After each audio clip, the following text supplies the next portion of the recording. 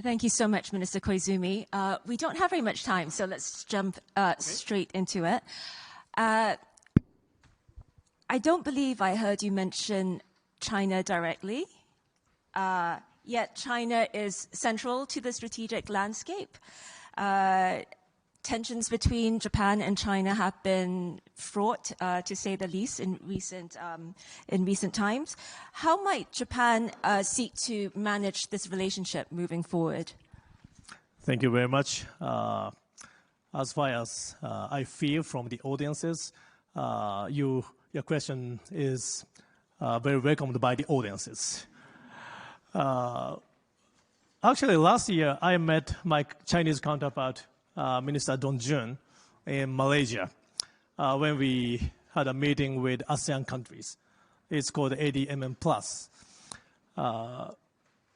Even though we have differences and we have disagreements, Japan's stance is very clear. We are always open to the dialogue. So we are not going to shut down any channels, regardless of differences.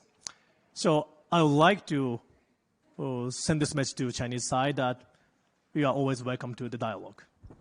Fantastic. That's reassuring. Of course, apart from dialogue, central to ensuring peace and stability in the region, and Japan understands this more than anyone else, is deterrence and working together with allies and partners.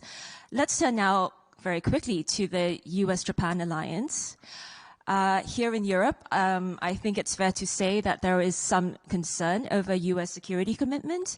The United States has questioned its commitment to Europe, not least in the last Munich Security Conference.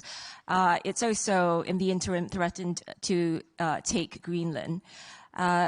Is Japan worried about the credibility of the US-Japan alliance? I know you talked about meeting your counterpart in the United States, but there is a lot at stake for Japan, and is it in its upcoming national defense security review, is it reviewing its position to factor in allies, and also in particular, is it reviewing its position on nuclear policy? Thank you very much. Going back to your first point on the relationship between US and its allies, including Japan and also European countries. I just had a meeting with Secretary General Rutte today, and I know yesterday there was a very important meeting between NATO defense ministers, including US participant. I was very happy to hear that the atmosphere and the discussion was very positive between the American side and the European side, because from Japanese point of view, if there is a tension between the US and Europe and NATO, who is happy with this? We should think about this. So, as I keep saying that Japan-US alliance is unwavering, it's very strong.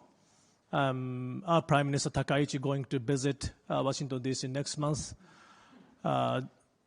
So, yeah, I think it's always important to keep closely communicate with not just between Japan and the U.S., but also with NATO.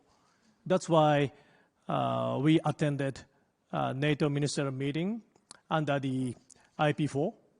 And also, this is my presence here at Munich Security Conference is also a message to the European friends that Indo-Pacific and Euro-Atlantic is inseparable. For example, can I add one thing? For example, North Korean soldiers have been sent. More than 10,000 soldiers have been sent to Russia. Russia has sent, North Korean soldiers to Ukraine. Then they are learning new way of fighting with drones, AI, and cyberspace, and with all domains, with conventional weapons. Then getting back to North Korea, then we need to think about what they are using for and who they are using against. So that's why I said Ukraine is not a distant problem.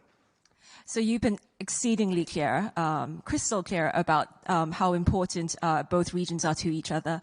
And Yes. yet, in the recent U.S. national defense strategy, the United States says that it would be clear with its European allies that their efforts and resources are best focused on Europe.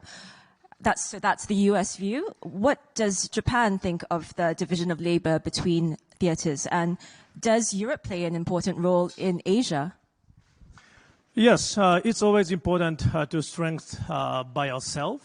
That's why I send a message that Japan is going to strengthen our defense policy itself. So it's very natural for everybody, based on the new security environment around the world, which is very severe and serious. We need more spending.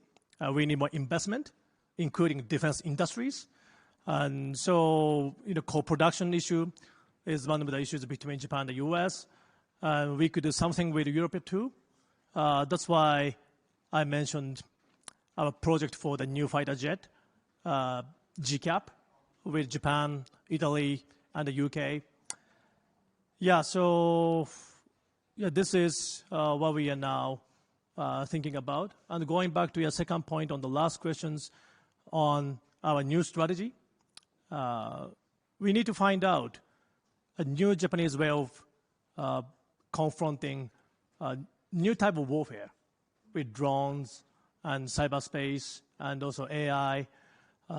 It's not just a copy of what we are seeing from the Ukraine and Russian battlefield, because we are a maritime country. So we need to find by ourselves what's the best way for Japan to do. Yeah. Thank you. So just on the final question, and I believe this is very close to your heart, the landslide victory in Japan. How was security policy communicated and presented to the Japanese public? And can one take away from this election a strong mandate for some of the defense changes that are ahead of Japan? Or should we read it more as perhaps a mandate for your Prime Minister's economic policies? Because I understand that voters had at the top of their concern cost of living issues as well as other bread and butter economic issues. Yeah, of course, for the election, economic policies and social security policies are the top high priorities for the general public. But in this election in Japan, I kept talking about security policies. We need to strengthen, investment to the defense industry. We need to revise the security documents.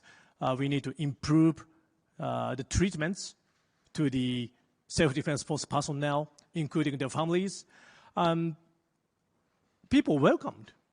That's why this result of the election was very powerful, and it gave me a courage to push our security policy.